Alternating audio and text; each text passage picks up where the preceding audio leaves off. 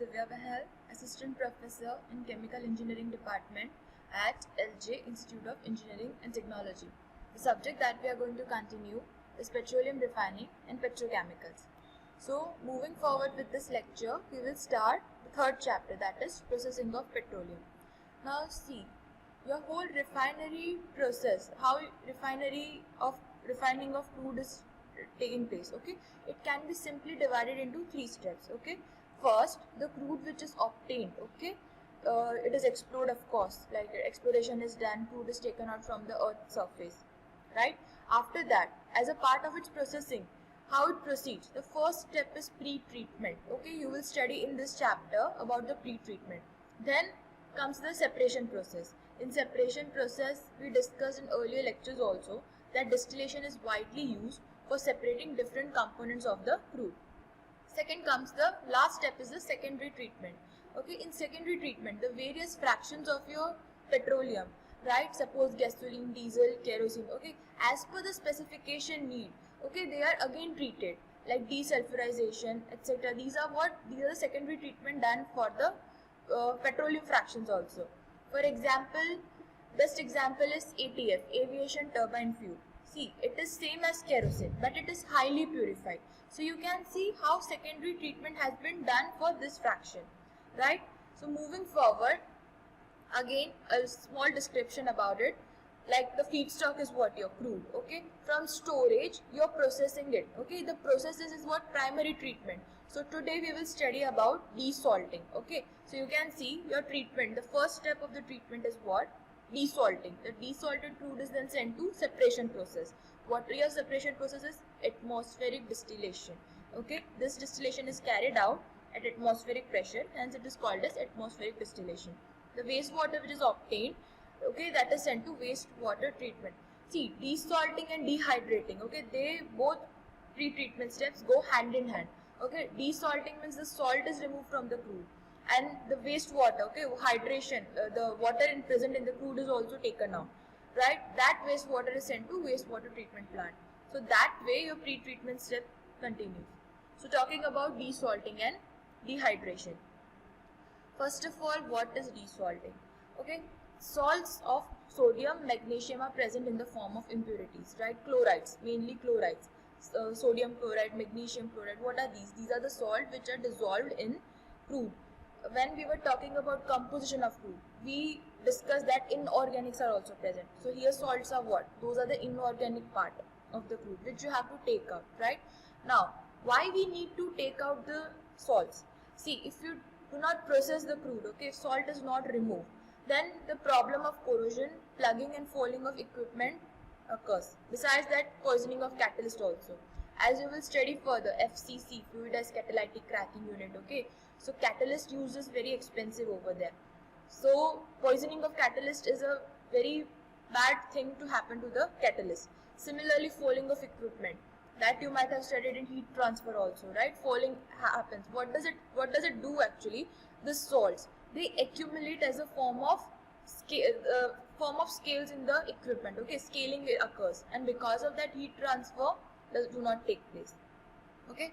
So now how corrosion occurs? See, if this salts, right, of course in crude distillation unit you are subjecting it to a very high temperature, okay, and your heating is also done with the addition of steam also. So these salts, when they react with steam at very high temperature of 150 to 200 degrees Celsius, then these salts, okay, already what are they? They are chlorides of certain metals. They get converted into hydrochloric acid, okay, HCl acid, so mist of HCl acid is formed, which is responsible for the corrosion. So hence it is important that desalting occurs, right? Now dehydrating, what is it? Okay, so water is the best solvent for the dissolution of salts, and it forms brine, okay. So these salts, they get dissolved into the water, and when we dehydrate it, okay, when we separate the water, these salts which are dissolved in water, they are taken out. So you can see how desalting and dehydrating occur in hand. So how salts are removed? It is removed in the form of brine. So moving forward, what are the methods here? So the desalting and dehydration methods are, one is settling method, centrifugal method, and electric desalting. So let's see what is important here. In settling method, what do? a help. Okay, we take a help of certain chemical additives which improves the time requirement. If chemical additives are not added, right, then it will take such a long time for settling method to separate the salt and water in it, because certain crude forms emulsion type salts. Okay, what is emulsion? It is miscible mixture of oil and water. For that case, settling method cannot be beneficial. The principle of settling method is what? Effect of gravity here. But when emulsion kind of crude is there, so at that time, without certain aid, like here addition of chemicals are done, certain chemicals are added. So if those chemicals are not added in that emulsion type of crude, then it will take very long time for the desalting to occur. Second is centrifugal method. Here you use high speed centrifuge to separate salt and water. In electric desalting, the aid here is, the extra help is of potential difference. You apply a very large potential difference, okay, high voltage is applied here, and because of that desalting and dehydration occurs. So let's talk about settling method. So in settling method, this is a simple pictorial presentation. Okay, your crude along with wash water and demulsifiers. So what are the chemical additives here we add? Demulsifiers, which breaks the emulsion. Okay, for the emulsion type of crudes, right, we add chemicals that are demulsifiers, which break the bond between oil and water. And then desalter. Okay, you keep it, you process at certain temperature and pressure condition, and then you separate out desalted crude and water. Okay, here wash water is added extra. See, as I told earlier also, water, the importance of water is what? To be as a solvent. So here we are increasing the solvent content by adding certain extra wash water. Because of that, your salts get dissolved into water and it is taken out. So the step is what? Simple. Crudes with emulsifying characteristics. Okay. First of all, it is applicable for what kind of crudes with emulsifying characteristics. So here addition of certain demulsifiers are done. So what are the chemical additives we are talking about? Like soda ash, sodium hydroxide. So these are the demulsifiers which we add into the crude. The second step is your operating conditions. Okay. Addition of water is done. Why addition of water? To increase the effectiveness of your demulsification process. Okay. About how much is done? 20% water is added. Then the treatment, okay, operating condition which is maintained. You heat it at about 75 to 80 degrees Celsius at high pressure. And now the settling period is about how much? 48 hours. So for 48 hours, you let your crude to settle down. Okay. Now here, by the action of gravity, desalted crude and effluent water gets separated out. So now, important terminology. First of all, if we want to desalt our crude, right, we must know the criteria under which your crude is called as salty crude. Okay, so how you describe it? First of all, the definition is, if any crude that contains more than 5 kg of total salts. Okay, now how it is expressed? Which is expressed as kg of sodium chloride present per 1000 barrels. Okay, now the here about certain unit description, 1 barrel is equal to 136 kg. So therefore I can see that how my salt is expressed. It is as kg of sodium chloride present per 1,36,000 kg of crude. So this is the representation of salt content in your crude. So hence, what is the salty crude here now? If the salt content per 1,36,000 kg crude, okay, the salt content is, if it is more than 5 kg, okay, then your crude is described as the salty crude. So moving forward is the second method, electrical desalting method. Now important note about this method is that it is one of the most efficient method, right? About 90% of your salt can be extracted in less than half an hour. So you can see how efficient this method is, okay? Whereas we were talking in settling method about 48 hours of standard alone, here just in half an hour you can extract about 90% of your salt. So yes, it is the most effective method. So now, how does it work, right? The electric field here, because what you're doing, applying the potential difference, okay? So the electric field breaks the emulsion, and so water, it coalesce and separate out as another layer.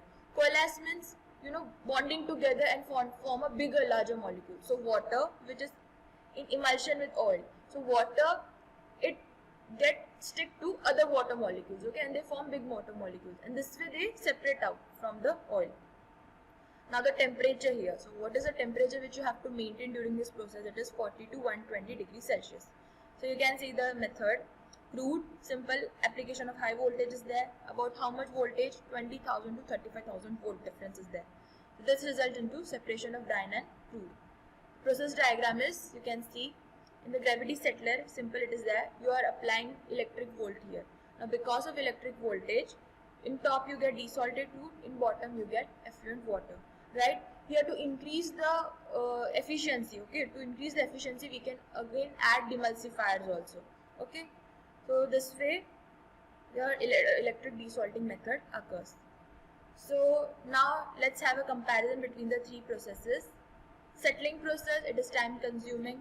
Of course it requires very large space because you have to store your crude. You have to let gravity does it work, okay, and of course it is done only in batch method. It is not continuous, okay.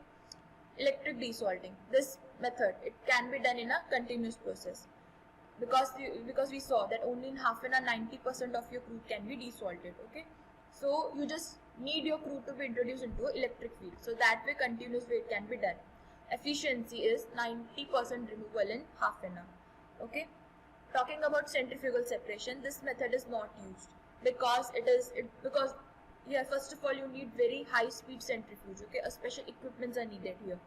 Again it is also batch process, but it is not at all economical. Similarly settling process is also not at all economical. Now the next topic is pumping of waxy crudes. Okay, waxy crudes, what are those? It means the content of wax is higher in amount, right? So why we need to study about this? See, your crude, it is transported from one place to another, okay, from the extraction field, okay, oil field to refinery. What is the ultimate goal here? We transport. How do we transport? By pumping, okay. So here for those kind of crude, your pour point is important parameter. Why? Because it is directly related to the wax content of oil. When we studied about pour point, cloud point, what does it show? That the minimum temperature at which hazy appearance occur. Why hazy appearance? Hazy appearance is because of the presence of wax. So at cold temperature, okay, it is possible that from your oil field or one place to another, you have to transport your crude into very Arctic area also, right? So at cold temperature, pumping is difficult because sometimes the temperature of the environment can be below pour point also, right? The temperature of environment, your pour point, suppose of your crude is, let's say 10 degrees Celsius, and it's possible that the environment is 5 degrees Celsius. So you can see it is way below the pour point. So for that reason, we need to study about pumping of waxy crude. So we need to do treatment for such kind of crude so as to make the transportation by pumping easier. So what are the treatment of waxing crude methods? Okay, first is the conditioning method, second is the diluent additions, third is the addition of chemical additives. The condition method, okay, what is it? It is cyclic heating and cooling, okay. Heating and cooling, the process goes hand to hand, okay. First heating, then cooling, okay. Second is the diluent addition. Another method is you can make the easy transportation, pumping easy by adding diluents. By addition of diluents like water, what does it do? It decreases the viscosity now, okay. You are converting your thick liquid into thin liquid by the addition of diluents. So water is used here. But again, the problem is what? Problem is of corrosion, and of course the water required is in very large quantity. Besides, at the end what we have to do, desalting and dehydration has also to be done. But that may take some time also. So between that period, water can cause serious corrosion also. Third method is the addition of chemical additives, okay. So moving forward with conditioning method, okay. As I told, it is what? Cycling, heating and cooling, okay. So this is done into two stages. First part is, first of all, heating. So you are heating your crude up to 95 degrees Celsius, and then you are cooling in it two stages. So you can say the first part is heating up to 95 degrees Celsius and then cooling. First stage cooling is done up to 65 degrees Celsius, and then second in stage from 65 it is cooled down to 18 degrees Celsius. So why cooling in stages? Okay, what we are doing is with proper treatment, okay, here in controlled heating and cooling we are changing the wax structure, okay. The crystals of wax, their structure has been modified, okay. And because of that, now even though when we are treating it below pour point temperature, okay, when we are introducing it into environment at very low pour point area or temperature also, then also as the crystal structure of wax has been modified, now pumping is easy. So that is your conditioning method. Now the second is chemical additives addition. Okay, just like desalting and dehydration, here certain chemicals are added. So what do we do here? Addition of cheap additives are done, which lowers the pour point. Okay, for waxy crude pumping, we studied what was the important parameter, pour point. So what we are doing, we are decreasing the pour point here. So limit is what? From between 300 to 400 ppm, you are adding this additives, right? So it decreases the pour point by 10 to 16 degrees Celsius. Now here suppose the pour point was 20 degrees Celsius of my crude, okay? It means I can only pump my crude when the environment temperature is up to 20 degrees Celsius, because at 20 degrees Celsius it will freeze. Now as I've added the chemical additive, the pour point has been decreased to suppose 2 degrees Celsius, okay? 2 to 5 degrees Celsius now the temperature is of pour point. It means now I can transport my crude to very low climate also without having tension of that my crude will freeze. So you can see I have decreased the pour point from 20 degrees Celsius to about 5 degrees Celsius with the addition of this chemical additives. So hence now my transportation problem has been solved. Now the last step is the stabilization step. Of course, as you have added the additive, it is not that it will directly decrease the pour point, okay? Stabilization is what the stabilization period is, that your crude is left alone for 40 to 60 hours so as the chemical additives play their role. Okay, so this is the process of chemical additives. So that was for today's lecture. Thank you.